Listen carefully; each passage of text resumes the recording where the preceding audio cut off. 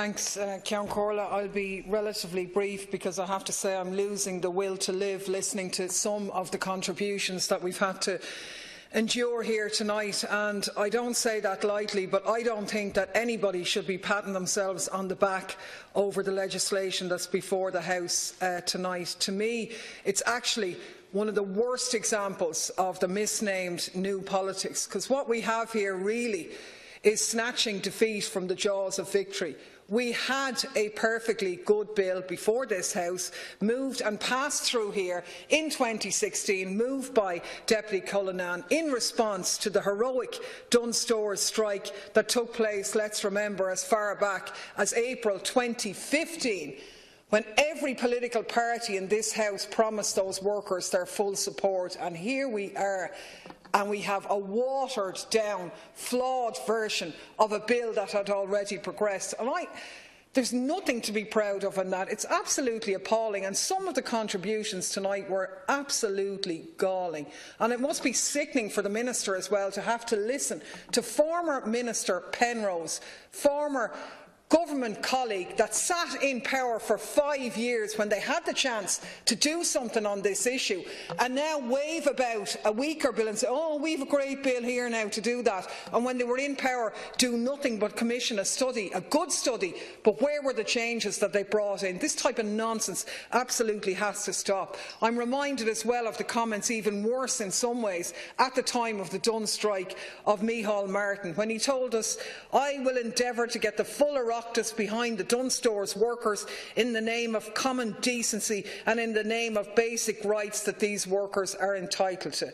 But of course, when Sinn Féin moved the legislation to do just that, it was actually a Fianna Fáil amendment which cynically delayed this progress for 12 months. After that delay, it was eventually moved to the next stage, where it was subject to scrutiny by the committee, who published a report on that last June, let's remember. So we had 13 hours of committee time, heard from 45 witnesses, who put forward 23 recommendations with cross-party support, and that bill is being shelved, and we get a much weaker version of what was on the table. Now, frankly, I find that absolutely shocking, and it is so far out of kilter with the needs of the people who are suffering as a result of low-hour if and when contracts, which was the reason why the Dunnes workers took on that fight on behalf of all casual workers. And I think we do need to put this debate in its context.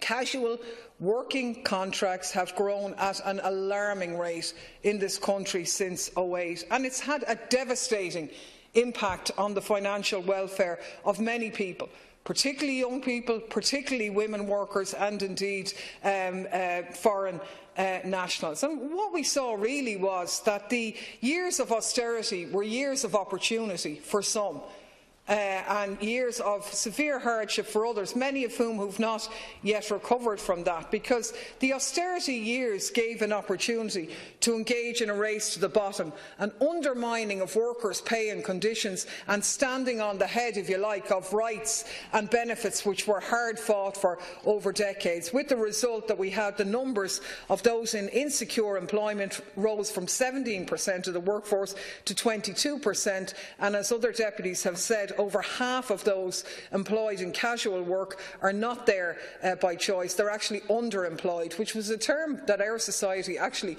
didn't really have a number of years ago, or 10 years ago. Now we have the second highest rate of underemployment among our EU counterparts, and that has two effects. Obviously, it has the effect on the workers involved themselves, but let's also look at the flip side of that as well, the huge state subsidy that's going to supplement the wage bill of some of the most highly profitable retail companies in this country. That's what's being facilitated here. They could give, the hours are there to give people secure jobs, but instead give them rubbish on the lower end and get the state to pick up the tab through family income supplement or through other benefits or payments. We know 10% of Tesco staff receive FIS payments. The department of your own department, Minister, shows that 58,000 workers are subsidised by the state last year because their wages are insufficient to meet their financial needs, and up to 127,000 children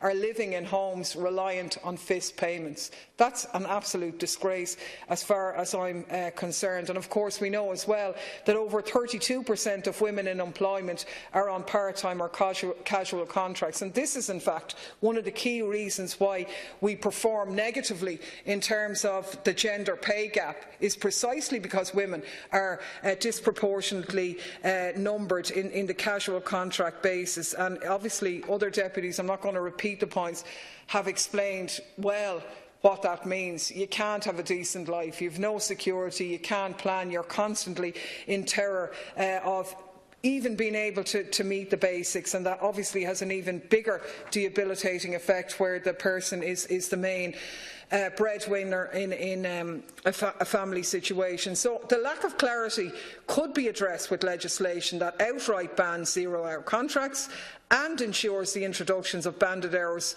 contracts that reflect the regular working hours that people do. And we have to be honest, this is not impossible. Companies like SuperValu and Marks & Spencer's have negotiated with staff and their trade unions to put in place a system of banded hour contracts. So the idea that this is going to break retail operators, that it can't be done, is absolute nonsense. It can be done and is being done by some employers in this state, but the sad thing is the ones who aren't doing it are probably the ones pocketing the extra profits as a result of that. And you know, it is a shame on all of us that 2.5 years after the Dunn strike we still have no legislation enacted.